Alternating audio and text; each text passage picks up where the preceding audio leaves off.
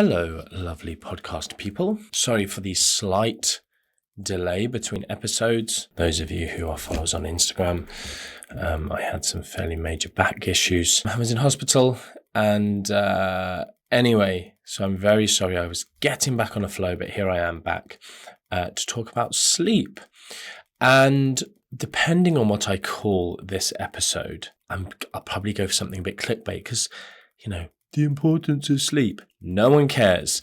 And my job is to make nutrition sexy, nutrition and physiology and whatever. And I think the take I'm going to give you on this is probably a little bit different from the industry, cumulative average. And I guess my initial interest in sleep comes from the fact that I don't sleep a lot. And it's not something that I necessarily try and do. It's possibly genetic. And I'll talk a little bit about that. But I'm someone where people say things about sleep and it doesn't seem to hold true for me. Even just something as simple as, people tend, function best on 7 to 9 hours and just what the average is, and say, last night went to bed sometime after 4 and woke up feeling refreshed and ready to go just before 9. So I'm going to be talking a lot about the number of hours slept in the research. And I think it's something that really isn't reported well in the fitness industry with nutritionists and personal trainers and doctors and anyone talking about health. And I think when things aren't done clearly, it does two things. One, it disempowers the layperson, a little bit like when people talk about genetics and the tendency to gain fat, for instance. It can be disempowering if you think that, well, what's the point? And then secondly, it also doesn't help practitioners if you are dealing with a client and you are dealing with like broad brushstroke things like when you don't get enough sleep, happens. And really, when we look at the actual hours that are being researched, we see different things.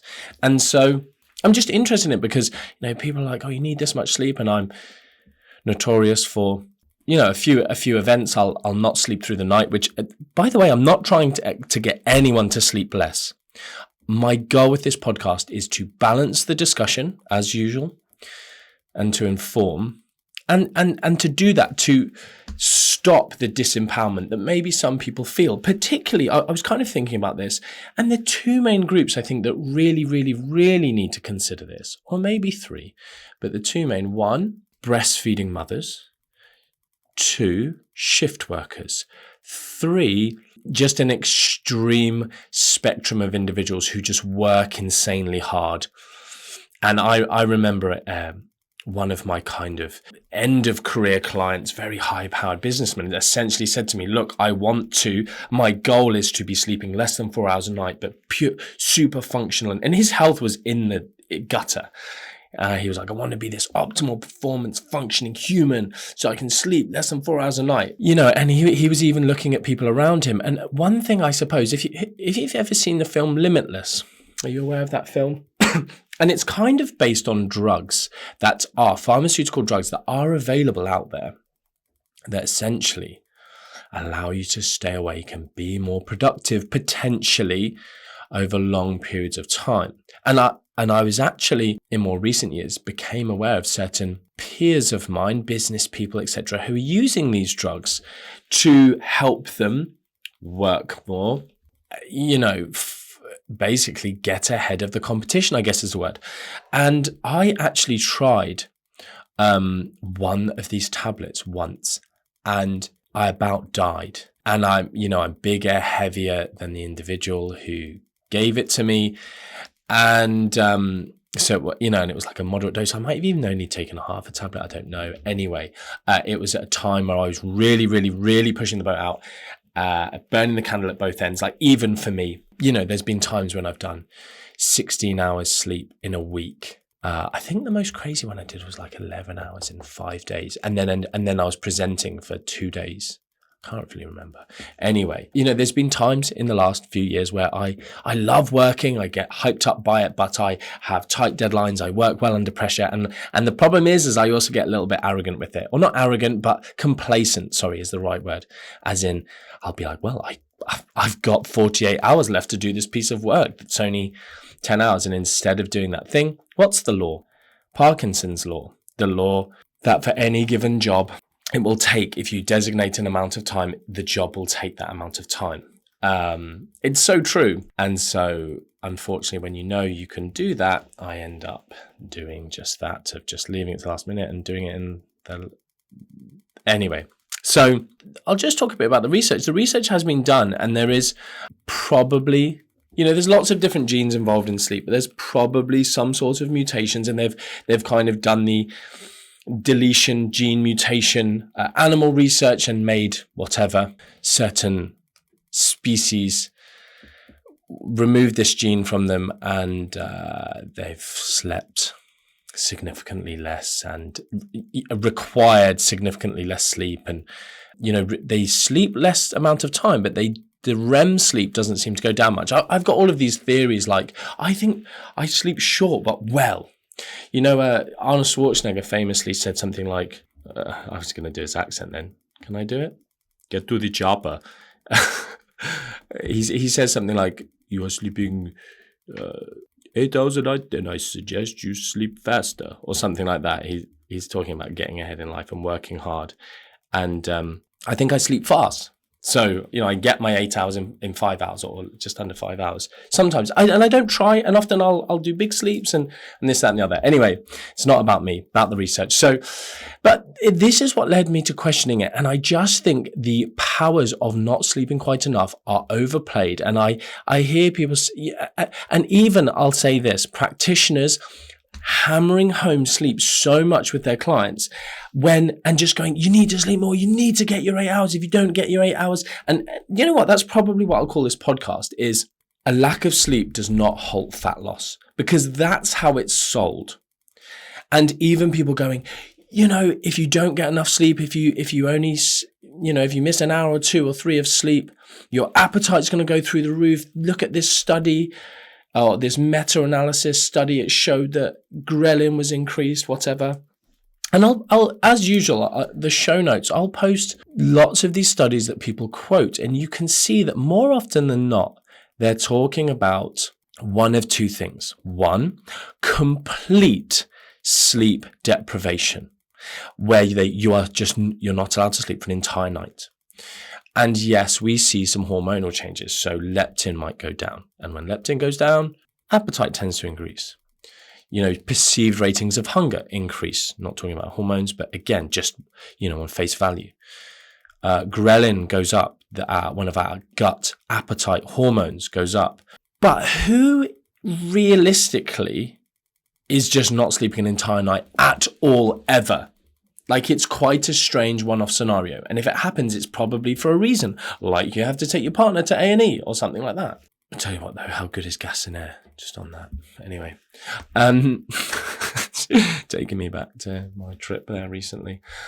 So we've got this scenario of people overstating the research. The other thing that the research looks at regularly, most cited, is basically half sleep, which is kind of, they say, 4 or less hours. There is some newer research which I'll talk about, but most of the research that is quoted is 4 hours or less sleep, or no sleep at all.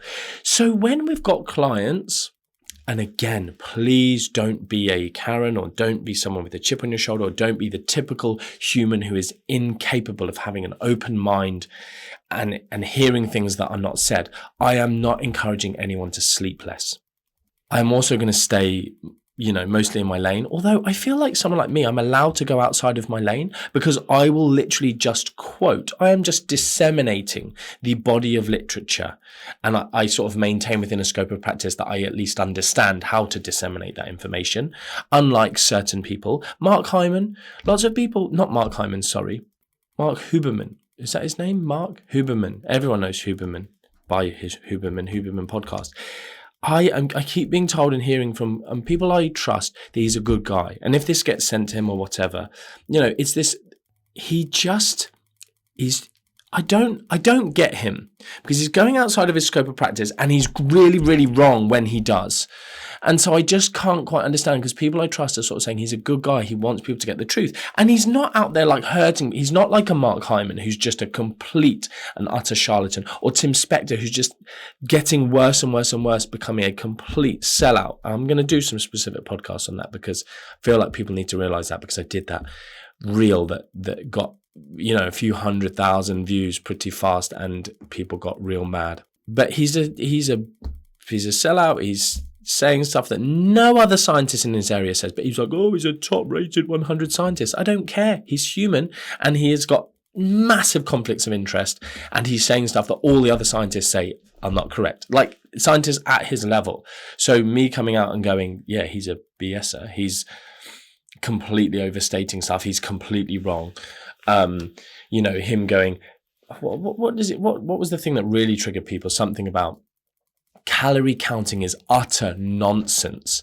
A statement like that, no one credible makes those statements. You can go, calorie counting is imperfect. Absolutely. Not everyone needs to calorie count. Absolutely. These are things I've said. You can lose fat without calorie counting. Absolutely. Calorie counting is not inert. It can cause harm. Absolutely. But it's utter nonsense. Like, what a clown. Anyway, let me not get too much off topic. So in fact, I've just written down a couple of things. I just said I'll talk about genetics, appetite, talking about, an increase in calories people might consume if they do lack sleep, metabolic rate, some stuff, myths on that, increased muscle loss, decreased fat loss. Those are just the titles that I just want to talk about for you. So, and like I said, this is really just to help those who are the layperson who's disempowered, and then practitioners who want more information. I'll give you loads and loads of studies on my website, martin-macdonald.com/EP, on whatever episode this is, maybe 102. Also, if you're on a watching platform, super duper, like quite an expensive camera now. This is my new setup. Let me know what you think. Maybe it's just pointless. Maybe all you can just see is my pause and whatever, but just, I don't know, if you think it's cool, let me know what the sound quality is from the last 2-3 episodes. This is should be the best. We've had a little play around, wanting to maximize your user experience, because I know people like my dulcet tones. I've been told a lot. It's a very nice compliment. I've enjoyed being told that. It was a unforeseen outcome, side effect of doing the podcast. Never thought I had a particularly nice voice. Still don't, but I'm just glad you guys enjoy my waves inside your ears. So, yeah, the appetite is the first thing I just wanted to talk about. And so lots and lots of people talk about how bad it is. And I see this too much in practitioners, online coaches, whatever. If you sleep, it will stop your fat loss. It will halt your fat loss efforts. And it would be correct if they just said it might make your fat loss endeavors harder. One, I'd be more comfortable with that statement. But secondly, if they do post reference, and let's be honest, 99.9% of people on Instagram don't, the studies that they are talking about, or they've heard someone talk about, or they're referencing, are these complete sleep curtailment, no sleep at all, or just sleep deprivation to 4 hours or less. And their clients are reporting, I don't get 8 hours, I get 7 or 6 or 5. Who's regularly only getting 5 hours sleep? I know people, and some are kind of coping just all right, and some are not coping that great.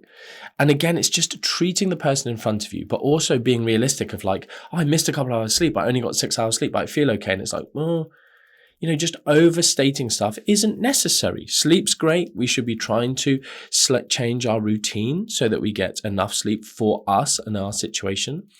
But at the same time, not thinking, because I've got this lifestyle where children and work and a relationship and whatever things people have in their life. And it's just don't even bother starting because you only get 6.5 hours sleep a night. No, you can make great progress on, I'm not going to talk much about it, but there are studies out there on a lack of sleep and, like significant, either complete, like I said, sleep curtailment.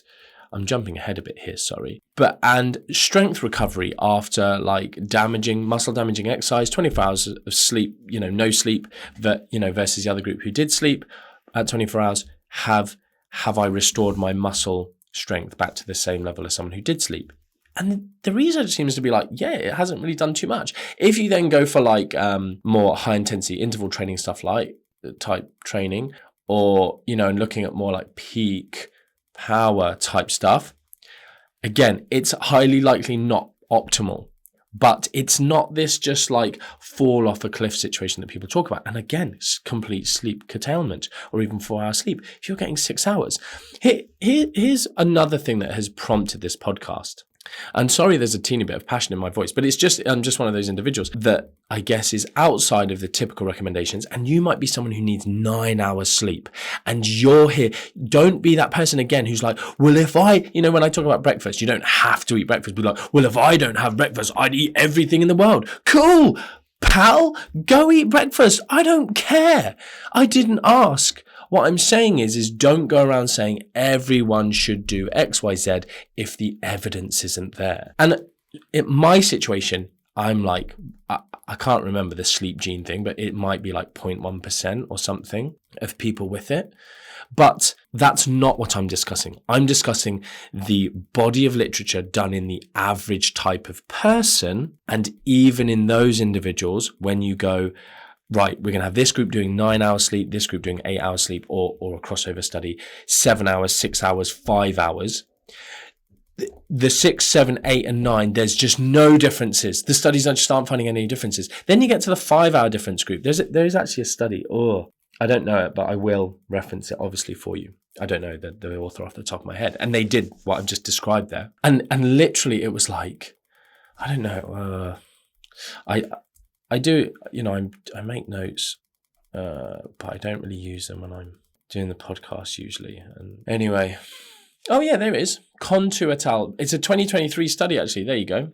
Anyway, oh yeah, I've actually copy and pasted a little quote from it because it was that interesting. Hunger, prospective hunger or desire to eat certain foods. There was no difference in hunger. I've copy and pasted at the wrong point. There's no difference between 9, 8, 7, 6, 5. Desire to eat certain foods. However, post-hoc analysis indicated that participants in the 5 hour condition had an elevated desire to consume sweet foods and fruit on the final morning of the study. So I think that study was like 7 days in a lab being forced to only sleep 5 hours in light and only on the last day on the final morning. So I'm just saying these things, as you can see, to put things a bit more in perspective than what I think is typically sold. Now, again, I'll just go back to my little headings. There are some newer studies which are very interesting where they have gone, let's be more realistic. Let's do a few hours off sleep. Now, it's still like a third of your normal sleep. So you're going from like 7 to under 5 hours sleep, for instance. And so if there is a time in your life where you're just like burning the candle at both ends and you're between 4 and 5 hours sleep and normally you get over 7, some of those things might happen. But again, hunger isn't across the board in the literature going through the roof. Appetite is not going through the roof. There are some studies, yes, where it's like appetite goes up, but there's other studies. So it's equivocal. And this is the point I'm trying to make. And again, it's significant sleep reduction. We're not just talking a couple of hours sleep missed here. We're almost always, literally always. I'm trying to think of a study where it's not. But all we're getting there is like, okay, I prefer sweet foods. I prefer, if you give me a fruit juice with one, or a sugar sweetened beverage, looking for good universal terms to use here. I prefer it to be sweeter. So your preference for sweet foods is going up. Like, that's not necessarily the end of the world. Like, sweetness isn't a negative thing, but if it does then lead to change in habits. But you need to remember, again, I'm going to talk about artificial sweeteners. I'm going to do a whole load on them because they're such a trigger subject that people need to be better informed on. And people are being super misled on, again, by people like Tim Spector. But just preferring sweet foods, like, cool, eat more fruit. Not an issue. As I said in that study, they actually did have an increased preference for fruit. Cool. Great, go ahead and eat some fruit. But if it's, if they're just going for a lot more hyperpalatable foods, a lot more energy dense foods, it's not just high sugar or sweetness foods, it's also just like high sugar, high fat, high calorie, low nutrient density. And if they're just really, really struggling with, quote unquote, a sweet tooth, then it's maybe not the best thing. But again, it's still a significant sleep reduction. So the whole appetite thing is not strong. Your actual appetite with a small sleep reduction is not strong. If you're going to half your sleep to 4 hours or less, it gets a lot stronger. It may be that your appetite just goes up a little bit, and the studies aren't really showing that. And I'm not saying to sleep less on purpose, but I am saying absolutely, without a doubt, if there are reasons outside of your control, you can still enter onto a journey of health, improvement, exercise, etc., without being too worried about it. I've actually just popped into my head, I don't know where I went with a tangent earlier, but one of the things that people say to me is, I would typically, it was a period in my life I was working very, very hard. My children were very, very young, and I would often be in the gym at, a wacky time.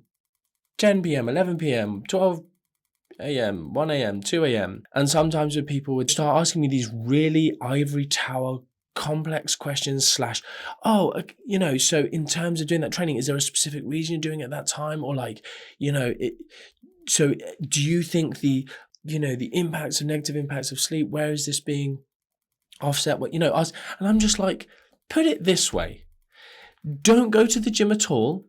Or go to, they're like, oh, with the 1 hour in bed, could that then actually be beneficial to you? I'm like, beneficial to what? Like, if I have a goal of exercise makes me feel good, or I'm trying to gain muscle or whatever, or get stronger, I've worked with elite athletes who are elite and parents, we're talking Commonwealth Games and parents and full-time jobs.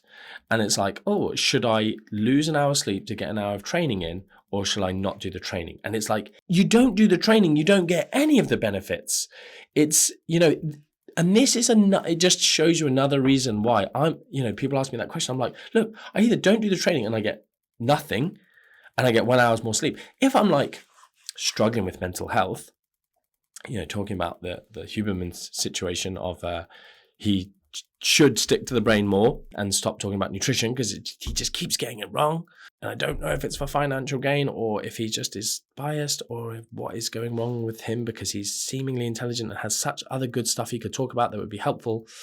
But, if you're struggling with your mental health, sleep is, just a huge part of that sort of multi-component situation that you start looking at the sleep side. But if everything's all good, I want to train and I'll lose 1 hour sleep to do the training type scenario. So that just made me think of something. Yeah, there are some studies actually looking at muscle gain. I might, because I'm going to talk about muscle loss with lack of sleep. Acute sleep deprivation reduces muscle protein synthesis. 1 night no sleep. Again, it's complete no sleep. And, actually that's not the one I was thinking of. There are other studies that look at that, and then doing training attenuates that negative effect. So by doing the training, you reduce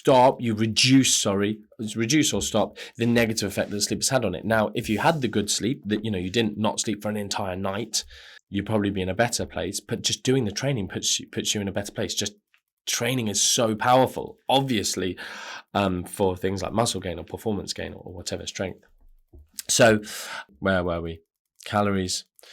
Okay, so my next heading is calories. And you might think, oh, calories and appetite, same thing. No, not the same thing. if you sleep less, and this is one of those ones where it's when it's like, oh, when you know it's easy, isn't it? You sleep less. What are you doing in that time of sleeping? Let's say you're just watching TV. Let's say you're scrolling TikTok. Let's say, this is something for me where if I'm just like in a really bad habit of something, or I've just messed about, like I say bad, like I'm replying and helping people for free in my DMs, but just like doing those things, but just should probably get off my phone. And I end up hungry. And I'm like, oh, I just really want to have a little bit of food before I go to sleep now. I've been up an extra 1 or 2 or 3 or whatever hours. And this is where I think people get confused. There's fairly consistent evidence that we can see that people who sleep less consume more calories.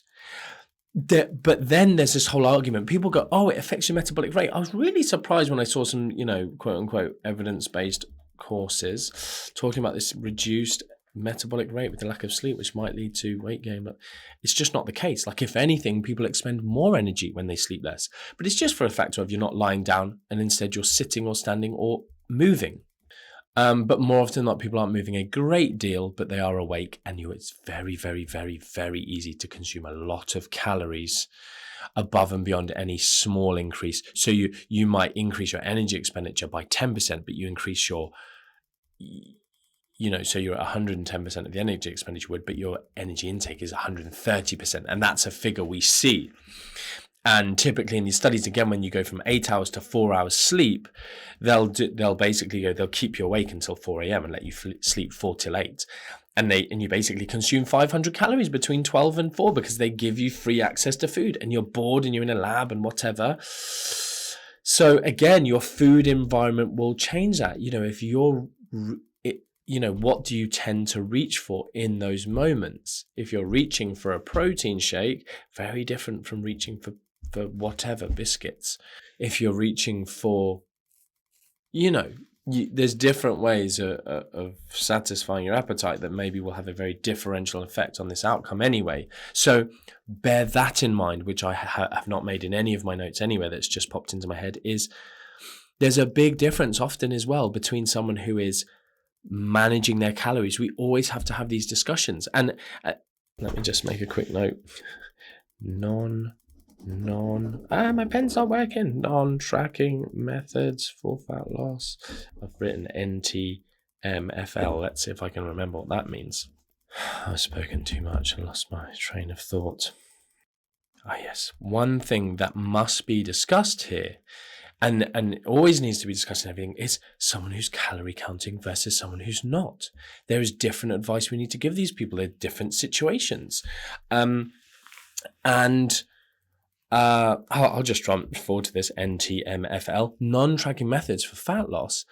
One thing that we do discuss is there's a really interesting study that is that we actually teach inside, or I reference inside one of the Matt Nutrition Uni lectures, but it's essentially this sort of behavioral study around sleep and around calorie management. And essentially it was something like sleeping an extra 1 or 1.5 hours per day. And it sort of leads to a reduction in energy intake and so I think it was something like increased sleep from 7 hours to like 8 or 8.5, and leads to this significant reduction in energy intake over 24 hours. So it's like brilliant. And then that leads to a moderate weight loss. Someone's just in bed for that extra hour and a half where they might have a little snack. This is what we're seeing. So in terms of appetite, it's not changing all that much unless we have massive fluctuations in sleep. However, just your ability to consume calories. So if you're eating ad libitum, to pleasure, and again on a population level, that's why I'm totally happy with a global public health message of sleep, super important. Get your hours. But on an individual basis where people are more astute and paying attention to their own health and whatever, I don't like a lot of public health guidelines. They're very misguided and too specific, but given in a broad brushstroke way. You should base all of your diet on carbohydrates. You don't need to do that. No, you don't. your diet should be low fat. Like you've got these people who are like, again, Tim Spector, so unbelievably anti-low fat because he's a quack. He's someone who's gone from a very specific area and then tried to just think he understands everything about nutrition because it must be simple.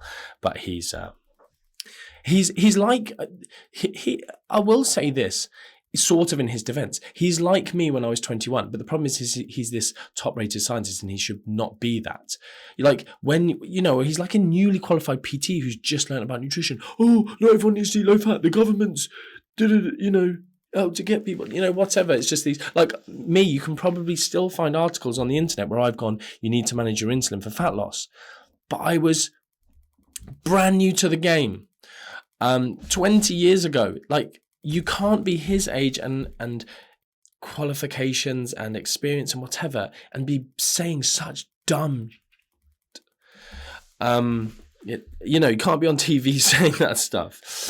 So when we talk about non-tracking methods, sleep can be helpful from simply a behavioral perspective. When we talk about behavior change within MNU, the behavior change module, we talk about even just all through the fat loss lectures as well, these like non-tracking methods. Sleep can be something we can have a discussion about. But again, it's just being evidence-based in what we're talking about, not going, you will eat 500 extra calories if you miss a couple of hours sleep. It's not the case. But if someone's awake for 4 extra hours and they have certain habits or certain foods in the house and, restraint is an issue or whatever, there you go. Cool. So that was the longer than probably needed to be discussion around appetite versus calories. Metabolic rate, I mentioned that about people saying it goes down, which it definitely doesn't. And then finally, here's, I guess, the stuff where I'm like, sleep is important. I'm not anti-sleep. And for these reasons, I just don't want people thinking they're not going to make progress. But if we're trying to optimize things, and we're all different, so bear that in mind, where your number lies will be different to someone else's. I tell you what, it's a relationship thing, isn't it? Jeez, I find that a lot. What time do you go to bed? What time do you sleep?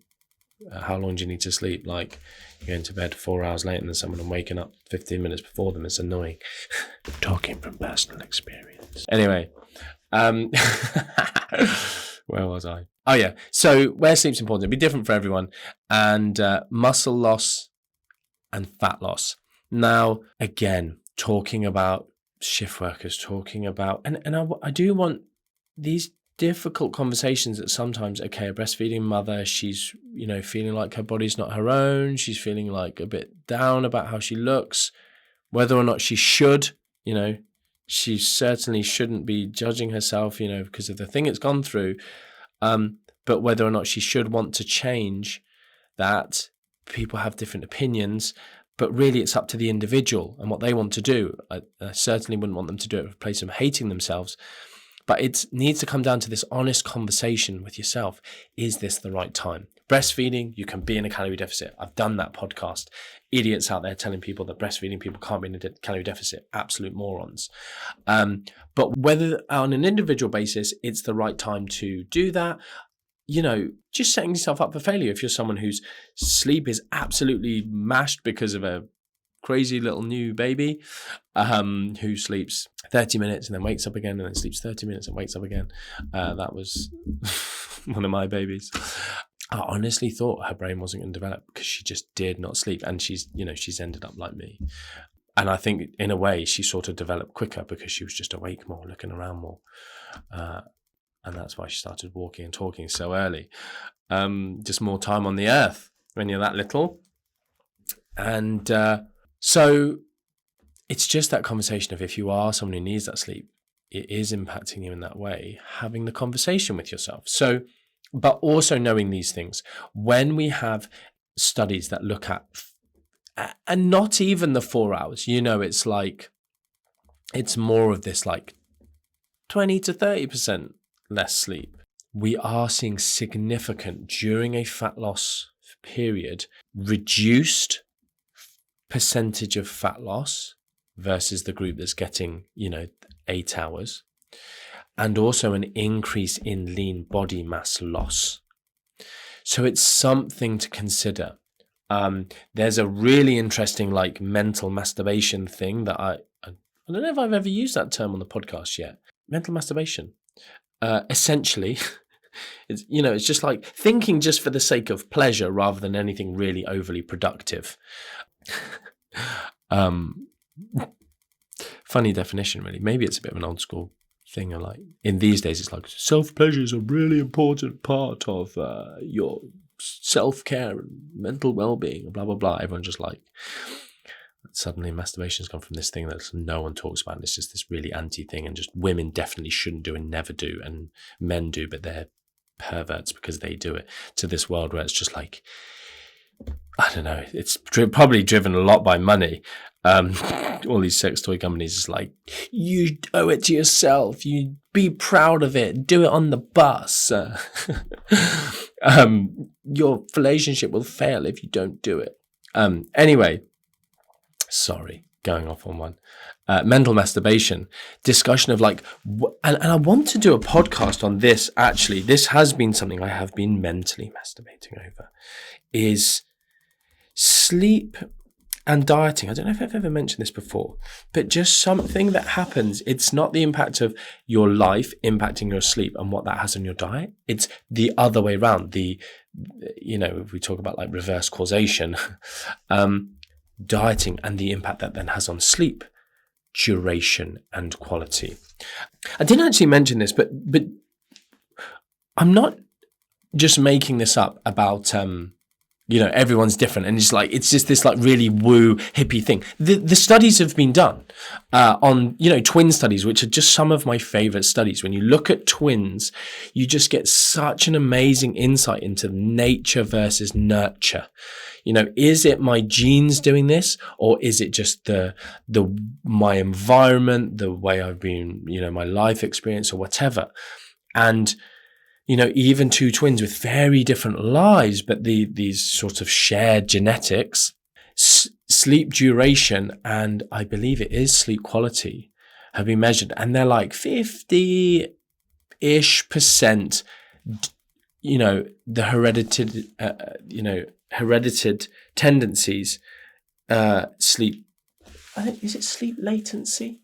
No, it's sleep length and sleep quality. Again, I'll link you the studies. It's not, sleep research is not one where I can just pluck authors and saying that. And also the authors, there's some good stuff coming out of Australia, a lot of Australian universities, but the surnames are just not like, just so hard to pronounce. And when you don't know the researcher personally, or like you've not spoken to them, or you've not seen them speak in person, so you've heard them say their name, or if you've not heard them on like a podcast saying their name, it just doesn't stay in your head, does it? I can picture them like the V's and the T's and the W's and the sort of Croatian-esque surname. But then I'm like, it's just someone who's got that surname, who's living in Australia, publishing out of whatever university. Anyway, that's one of the curtailment studies. I even think it's a 2019 one. Anyway, I can't quote it. What was I talking about? Oh yeah, the twin studies. Was I? Yeah. Was I? Uh-oh. That's bad, isn't it? Anyway, I feel like this podcast is going on too long. So that's really where I wanted to wrap up in terms of the impact of lack of sleep on fat loss and body composition, those things. So yeah, and I was talking about the genetic tendencies and those kind of things. So summary wise, I hope what I've wanted you to get out of the podcast has happened. So, 1, I hope you smiled. 2, I hope it's been cathartic for those of you who like the AS. Someone said to me, I read it actually in the previous conversation I'd had with them when they replied to something recently. They're like, when you take sips of drinks, it's very ASMR. And I was like, I don't think I drink all that much during podcasts, do I? But yes, I hope you've enjoyed it. I hope you're enjoying the podcast being back. I'm not trying to discourage people from sleep, categorically not. I think it's very useful for many different things. And that's what the research says. But it's bearing in mind that missing a few hours sleep, even if that's regular, the impact, the magnitude of that effect is actually very small. It's only when we have significant reductions in sleep. But the problem is, if you are someone who genetically needs 9 hours, so Sarah, who is kind of like my right-hand person, woman, man, second in command at MNU, she's like, I don't think she'll mind me saying this, I'm fairly sure, she always says, I need 9 hours sleep. Like, that's just her. She regularly functions on less, but she is best on 9 hours-ish, 8 to 9 hours. Now, if you're that person, and then we talk about only getting 6 hours, then we are getting into that realm of, well, that's that is a third, 3 hours loss, 33%. And it's getting into the realms of some of the research, and certainly less than 6 hours. So, and this is on, I know I've talked about performance, body composition, appetite, calorie consumption, but there's, sleep impacting on a wide array of other things that I haven't discussed here. But yes, I hope I've just balanced the argument a little bit, hopefully stopped anyone feeling, and also got some of you practitioners away from going, like just hammering on at a client too much on something that isn't a principle for fat loss. Yeah. Did I actually talk about the mental masturbation thing? Is that where I lost myself earlier? Sorry. So talking about lack of sleep. So it's like dieting, but like competition bodybuilders and muscle loss. That's where my mind went then. So anyway, that was just a thing. I'll maybe talk about that in the sleep, the reverse causation, sleep, the impact of dieting on sleep as opposed to sleep on dieting, and the muscle loss there. And in the bodybuilder sense, people get really lean. They just like, I feel amazing when I diet. And actually, I think when I've previously thought about it, it's probably in some of my rapid fat loss podcasts. When I do a rapid fat loss phase, I can literally almost never sleep. And I feel this amazing mental clarity all day long. I just feel great. Which is so weird, isn't it? Like eating 800 calories a day and like sleeping soundly, but very small, very few hours. But it is a common, that's not just me, a very common thing when people just do any sort of diet that they are enjoying and finding sustainable is, I just wake up feeling more mental clarity. Now, even in some of the intermittent fasting research, maybe leads us this way, but potentially there are very obvious mechanisms and hormones and I guess evolutionary theory, basis within evolutionary theory of why that might happen with regards to, cortisol and adrenaline and, availability of these energy substrates and what that might allow us to do in terms of if we think of like hunter-gatherer type scenario and the impacts that cortisol or adrenaline would have on fuel to provide substrate for going to hunt or gather or whatever. Anyway, it's cool. It's interesting. I hope you've enjoyed that. I'll stop talking now. Anything else to tell you? I might have a tour day. I should have said this at the beginning. Oh, goodness. How can we do this? Maybe I'll get Lucy or Tia to edit this to the beginning. On the 3rd, is it the 3rd of June? I might be doing a last minute tour date in Dublin. I'm probably only going to do 1, maybe 2. I might speak in Austria, maybe. 3rd of June, Saturday, 3rd of June, yes. One of my tour dates. People have been asking me, it's like a bank holiday weekend there. So if you want to fly across from neighbouring countries, England, if you want to drive down from Northern Ireland, Wales, Scotland, anywhere else, like, I come from mainland Europe, would love it. 3rd of June, save the date, go on my Instagram profile and click. In fact, I'll put it in the show notes, a link, click, type your email address in, and I'll let you know some details, first release of some tickets for that. It was like a morphine gas and air thought that I just had that was like, I want to do a talk. I love public speaking. I love being in a room of people and making them laugh. Why am I not doing that this year? And the reason is because I'm so busy. I'm just like, let's just get it done. And it's also that perfectionist attitude of just like, if we did it right and get as many people there, because I feel sad. I literally put it on my Instagram. People are like, you should have let me know sooner. I've literally just booked a trip to, I can't remember where she said, Greece or something, or no, what was it? Was it Ibiza? Can't remember. So I feel bad for that, but it's just like, it's that whole thing. Do the training session at 1 a.m. or don't do it at all. If I don't do it at all, no one benefits. So, and it's that whole thing. I'm not there to make money. It's always unbelievable value for money. The amount people charge for terrible talks, and my talks are fantastic, but also it's just like the way we look after you, the refreshments, the expensive lunch we always make sure everyone gets, and refreshments, and a nice enjoyable day out, hang out with me and learn, laugh, and then we'll obviously have an after party, always a good bit if you want to join for that. But anyway, and for like pennies versus hundreds of pounds that people usually charge. So and get in on the first release, because it's always the one that we want to just like get, enough to cover at least costs pretty much. Cool. Until next time, much love. Hopefully that was everything I should have said. I think I had a post-it note. Look, there it is. What a gimp. Mention Dublin tour, 3rd of June. Lucy, that was, to be fair, Lucy, that should have been on my flipping podcast mic. Right, much love.